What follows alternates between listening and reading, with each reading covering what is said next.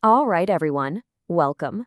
Now, as masters in finance students, you've definitely mastered the complex models of rational markets and optimal portfolios. But what happens when the most important variable, the human being, doesn't really follow the model? Today, we're going to dig into why the simple math of saving for retirement so often fails in the real world and how some simple psychological nudges can help bridge that massive gap. So, here's the fundamental question, right? We all get the math. We understand the goals, the absolute necessity of saving for the future. So why is there this huge, persistent gap between what we know we're supposed to do and what we actually do? Before we get into diagnosing the why, let's just take a minute to confront the what. The data on retirement savings paints a picture that is, to be blunt, pretty alarming. Let's look at the hard numbers. Yeah, this data from a Northwestern Mutual study really lays it all out. Let this sink in for a second. A full 21% of Americans have zero retirement savings. Nothing. Now add the 10% with less than $5,000, and you're looking at nearly a third of the entire country being dangerously unprepared for the future. And the wild thing is, it's not like people are just clueless about this. A study found that 68% of people who are already in a 401k plan freely admit their own savings rate is just too low. So this shows a really deep internal conflict. Even the people who are saving know they should be doing more. And this is the real head-scratcher. An employer match is literally free money. It's a 100% return on your investment, guaranteed. And yet, almost a third of people effectively say, no thanks. This tells us the problem isn't just about financial literacy or even incentives. There's something deeper, something psychological going on here. And that head-scratcher brings us right into the heart of behavioral finance. See, the reason we fail to save isn't because we're illogical. It's because we're human. Our brains are hardwired with certain biases that, a lot of the time, work directly against our long-term financial health. The first and maybe the most powerful culprit is inertia. It's the simple, powerful fact that doing nothing is almost always easier than doing something. When you're faced with a bunch of forms, choices, and big decisions about your future, the path of least resistance is to just say, I'll deal with it tomorrow. And the power of inertia becomes crystal clear when you just look at enrollment systems. In an opt-in system, where you have to actively fill out the forms and sign up, participation is a measly 20%. But just flip that default setting. Make it opt-out, where you're automatically enrolled unless you go out of your way to stop it, and participation skyrockets to 90%. Same people, same plan. The only thing that changed was the path of least resistance. The other huge hurdle is that classic self-control problem. Economists call it present bias. It's this constant battle inside our heads.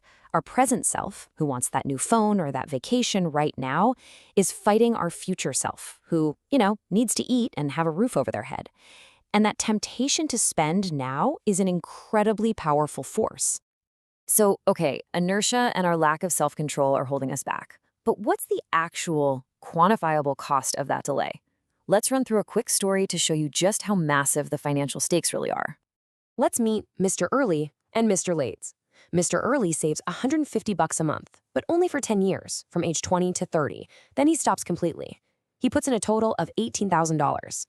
Then you have Mr. Late. He starts a decade later, but he's super disciplined and saves that same $150 a month for 30 straight years. He invests $54,000, 3 times as much money. So, who do you think comes out ahead? The guy who saved 3 times more money, or the guy who just got an earlier start?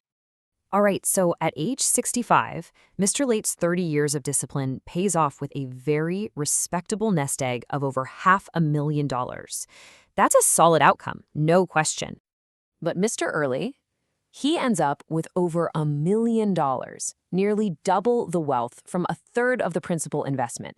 And no, this isn't a trick. It is the raw, undeniable power of compound interest when you give it more time to work its magic. So the critical lesson here is this. When it comes to investing, your single most powerful asset isn't money, it's time. The behavioral failure to just get started early is so catastrophic that 30 years of diligent saving couldn't even come close to catching up to a 10-year head start. So if inertia and self-control are the villains of our story, and the cost of waiting is just huge, what's the solution? Well, this is where behavioral finance offers a really elegant and incredibly effective cure. It's called the Save More Tomorrow program. And its genius is in its simplicity. You commit now to automatically increase your savings rate in the future. And here's the key. You specifically tie those increases to your future pay raises. This design is so clever because it basically weaponizes our own psychology for our benefit.